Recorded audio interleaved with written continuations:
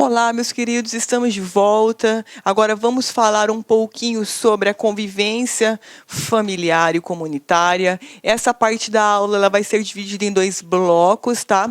E essa, sem dúvidas, é uma das aulas mais importantes. Então, até agora nós vimos disposições iniciais, questões que tratam de artigos um pouco genéricos, né, tirando aquela questão da educação, do ensino fundamental, que a questão etária ela foi alterada, mas assim, a partir de agora, o grosso do estudo da lei realmente vai começar. Agora a brincadeira ficou séria, agora sim nós temos aqui, vamos estudar a partir de agora os principais aspectos e os que, sem dúvida nenhuma, são mais cobrados nas provas. Tudo bem? Então, veja, pessoal, o direito à convivência familiar e comunitária, ele vem previsto ali no artigo 19 do ECA, mas é claro que as questões familiares que tratam da convivência familiar, na verdade, elas também possuem uma previsão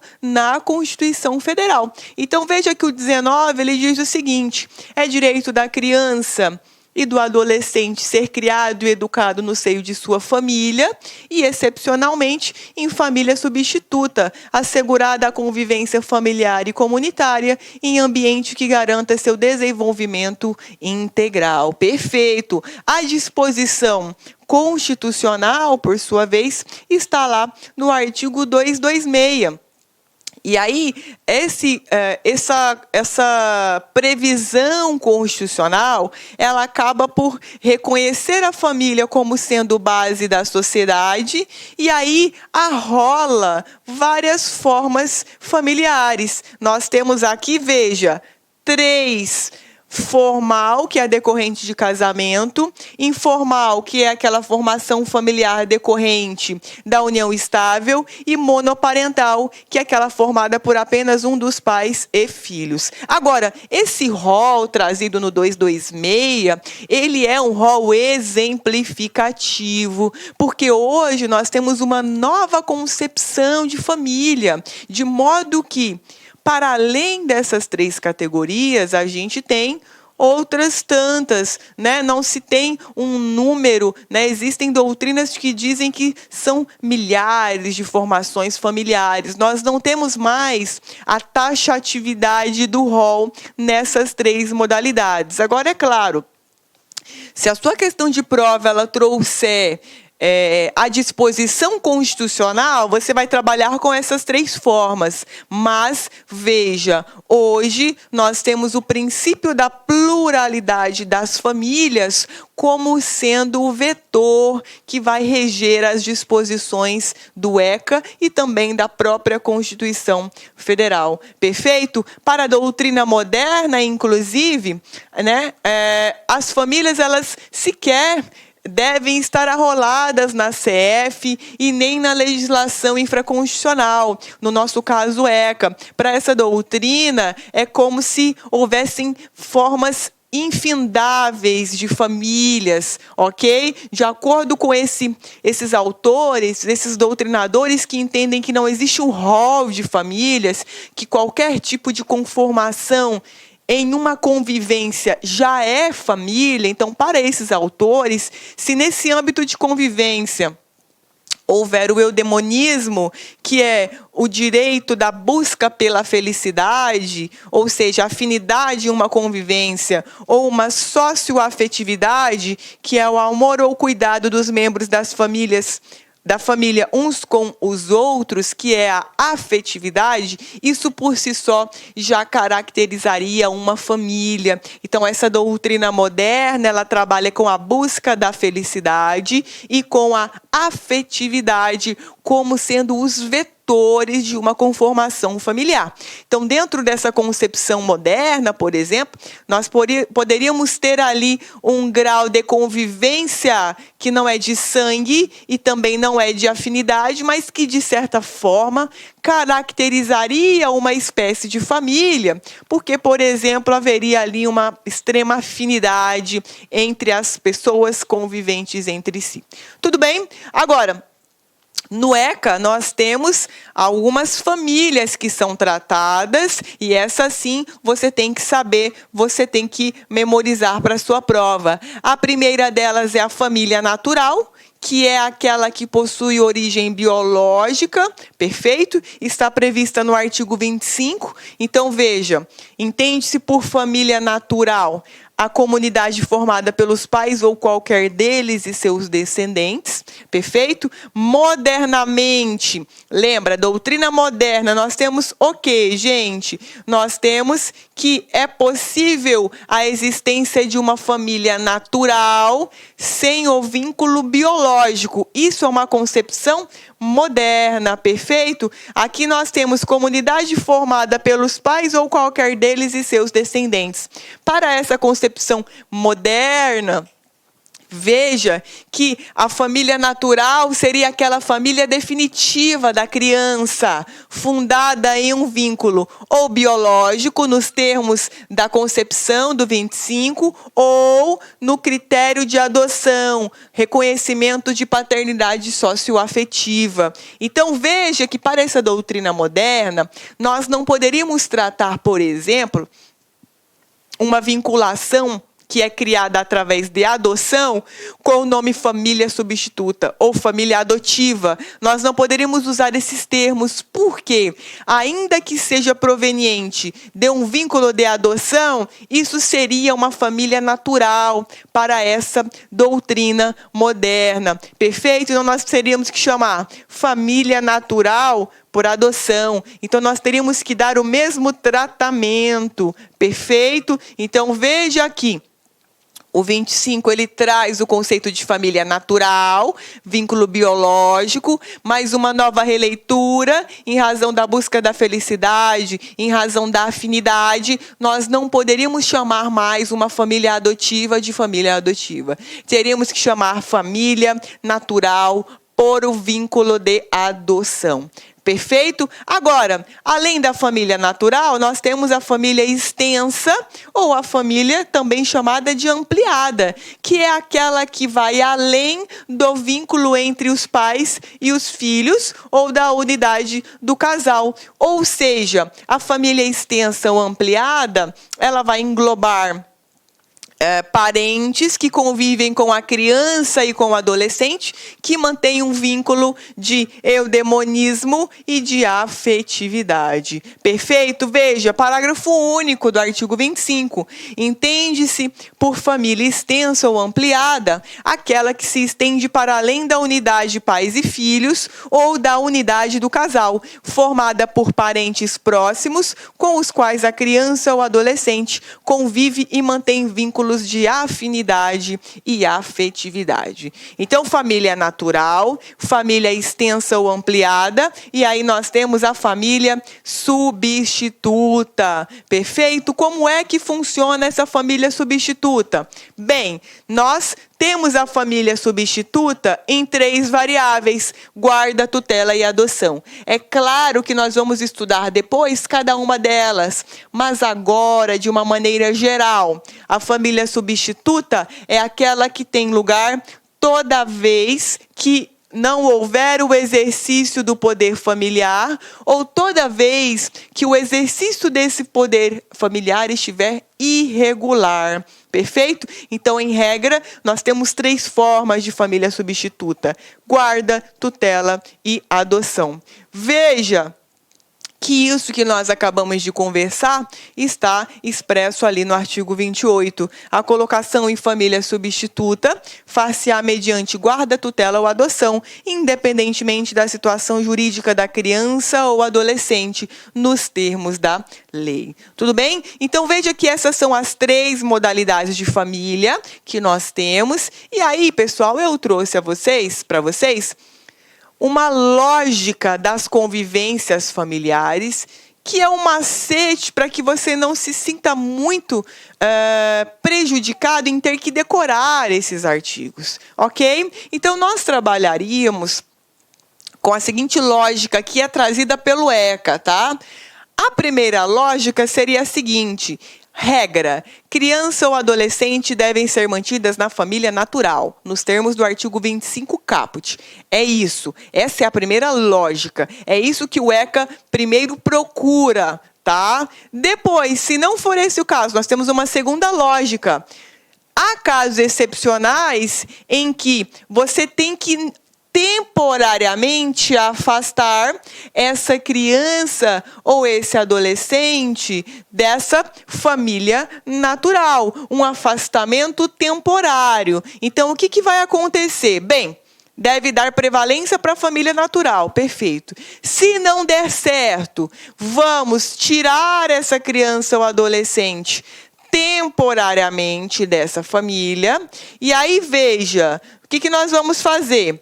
Essa criança ou esse adolescente vão ser cuidados como? Bem, nesse caso, elas são encaminhadas, primeira opção, para a família extensa ou ampliada, avós, tios, irmãos, sob a guarda ou a tutela, ou, se não for esse o caso, se não houver ninguém para colocar temporariamente essa criança ou esse adolescente, bom, nesse caso, com terceiras pessoas que convivam e que mantenham com a criança vínculo de afinidade e afetividade, também sob guarda ou tutela. Exemplo, padrinhos ou vizinhos. Depois disso, se não for o caso, então, teve um problema na família natural, a gente tirou da família natural temporariamente. Primeiro, vamos tentar onde? Família extensa. Não deu certo ou não tem, vamos tentar onde? Terceiros que convivam e que mantenham vínculo com essa criança ou adolescente. Não tem ninguém com vínculo com essa criança ou adolescente. Vamos para onde? Acolhimento familiar. No acolhimento familiar, o que vai acontecer? É aplicado toda vez que uma criança ou um adolescente estiver em uma situação de risco, em que a criança irá conviver com determinadas pessoas por um determinado tempo, sem que essas pessoas tenham que adotá-la. Então, veja que são terceiras pessoas no acolhimento familiar, mas que em nenhum momento tiveram qualquer vínculo de afinidade ou afetividade com essa criança, ok? Se não for o caso de acolhimento familiar, o que nós vamos fazer? Bem, aí nós temos o acolhimento institucional, que é, por exemplo, o lar da criança. Então, nós vamos ter entidades que recebem crianças ou adolescentes que são afastadas do convívio familiar. Esse afastamento aqui, seja ele temporário, seja ele permanente, porque nós vamos ver que existem hipóteses de perda do poder familiar. Então, a última alternativa dentro da lógica 2 é o acolhimento institucional. Agora, nós temos também a terceira lógica dentro desse raciocínio da convivência. Ora, a cada 3 meses, o que acontece? Essa criança ou adolescente que é retirado temporariamente do convívio da família natural, o que vai acontecer? Até o período máximo de 18 meses, vão ser realizadas reavaliações periódicas sobre a situação de afastamento da família natural. O que você precisa lembrar aqui? O prazo de 3 em 3 meses para verificar se essa criança ou adolescente, eles podem retornar para a família natural. E veja que o prazo de afastamento máximo é de 18 meses, ou seja, um ano e 6 meses, 18 meses, 1 ano e 6 meses, 1 ano e meio. Tudo bem? Agora, veja, dentro dessa avaliação, o que vai acontecer? A nossa quarta lógica. Depois desse prazo, o que vai acontecer? Bem, se der, a gente retorna ela para a família natural. Retorna ela para a família natural.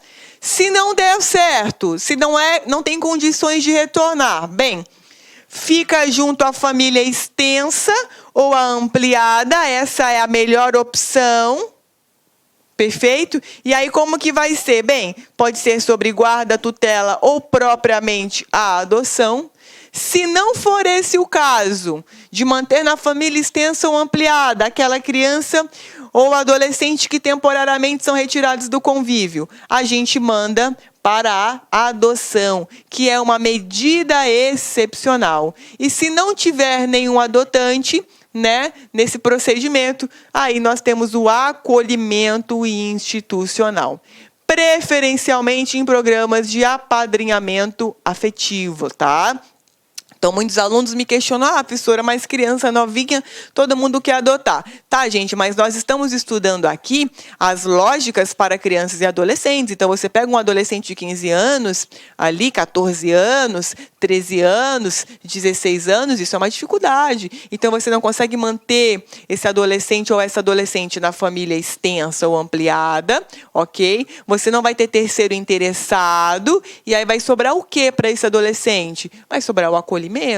Tá? Infelizmente, é assim que funcionam as entidades de acolhimento. Então, a extração desse adolescente ou dessa criança do núcleo da família natural, na maioria das vezes ela não tem condição de retornar para o convívio nesse núcleo, e aí ela fica ali no acolhimento institucional, aguardando a adoção, que geralmente não ocorre. Então, aí ela atinge a maioridade e ela é despejada para o convívio social, sem nenhum tipo de convívio, porque, na verdade, ela não teve essa oportunidade. Tudo bem? Eu trouxe para vocês aqui, inclusive, tá? Um quadrinho, né? Regra, permanência da família substituta. Essa é a regra na família substituta.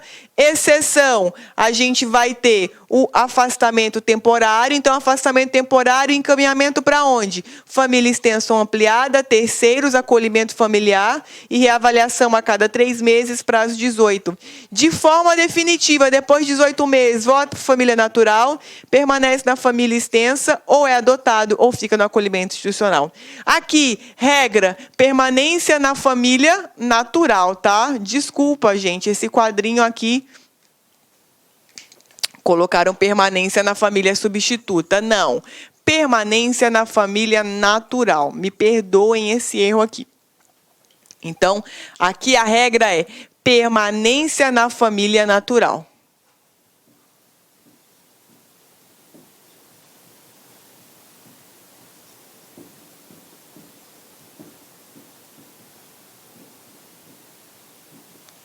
Tudo bem?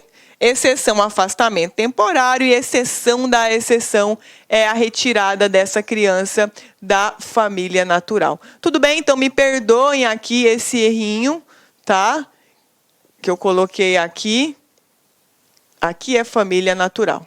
Tudo bem? Agora, como que funciona, por exemplo, o programa de apadrinhamento? Gente, veja, o ECA, ele prevê que se a criança ou adolescente estiver em uma situação de risco, o juiz ele poderá determinar algumas medidas protetivas. Dentro dessas medidas, nós temos o acolhimento institucional e o acolhimento familiar, ok? No apadrinhamento, o que vai acontecer? Os padrinhos eles vão proporcionar para essa criança ou adolescente um convívio familiar, né? E aí, o que acontece? Há uma pequena formação de um vínculo afetivo com as pessoas que são de fora, que são esses padrinhos, ou também de família acolhedora, onde vivem e que querem apadrinhar. Então, veja, os padrinhos, na verdade, eles vão conviver momentaneamente com essa criança ou esse adolescente, para dar a eles um pouco de convivência familiar, mas veja que os padrinhos não têm nenhum vínculo, no sentido de que tenho que adotar, tenho que ter a guarda, tenho que ter a tutela. Não, ele é um padrinho. Então, ele momentaneamente vai conviver com essa criança ou adolescente, tá? É claro que muitas vezes isso acaba gerando uma vontade de adotar. Essa é a finalidade do programa, né? Justamente estimular essas famílias a criar um vínculo a ponto de querer, né, levar essa criança ou adolescente de forma definitiva para um convívio social, um convívio familiar, tá? Isso que a gente está conversando está lá no artigo 19. Então, Ali, né, 19b. A criança e o adolescente, programa de acolhimento ou institucional ou familiar, poderão participar do programa de apadrinhamento, que consiste em estabelecer a criança e o adolescente vínculos externos à instituição em que ele está, claro, né? Para colaborar com o seu desenvolvimento nos aspectos social, moral, físico, cognitivo, educacional e financeiro. Quem pode ser padrinho, gente? Pessoas maiores de 18 anos, não inscritas no cadastro de adoção, desde que cumpram os requisitos exigidos pelo programa de apadrinhamento. Como assim, gente? Ora, eu não posso estar no Cadastro Nacional de Adoção e querer apadrinhar. Por quê? No meu apadrinhamento, eu escolho quem eu quero apadrinhar, entendem? Então, eu vou criar um vínculo com essa criança para depois eu adotar. E a adoção, ela não permite essa escolha. É obedecido um cadastro. Então, por isso que, se eu tiver no cadastro, eu não posso apadrinhar. Perfeito? Inclusive, pessoa jurídica também pode apadrinhar criança ou adolescente. Como que funciona o perfil? Cada programa de apadrinhamento vai traçar o perfil dessa criança ou adolescente, com prioridade para crianças ou adolescentes com remota possibilidade de reinserção familiar ou colocação em família adotiva, ou seja, geralmente crianças mais velhas, crianças deficientes, ok? São as crianças priorizadas, os adolescentes priorizados nesse apadrinhamento, ok? E aí veja, parágrafo 5º, os programas ou serviços de apadrinhamento poderão ser executados por órgãos públicos ou entidades da organização da sociedade civil. Se eu tiver violação de regra de apadrinhamento, os responsáveis pelo programa e pelos serviços de acolhimento deverão notificar a autoridade judiciária competente, ok? Veja, portanto, padrinho ou madrinha não detém guarda de criança ou adolescente. O apadrinhamento é uma melhora na vida afetiva da criança e do adolescente. A guarda dessa criança ou desse adolescente que estão em acolhimento institucional continua sendo da entidade, tá? Não do padrinho ou da madrinha. Tudo bem? Com essas considerações, portanto, a gente finaliza a primeira parte do direito à convivência familiar.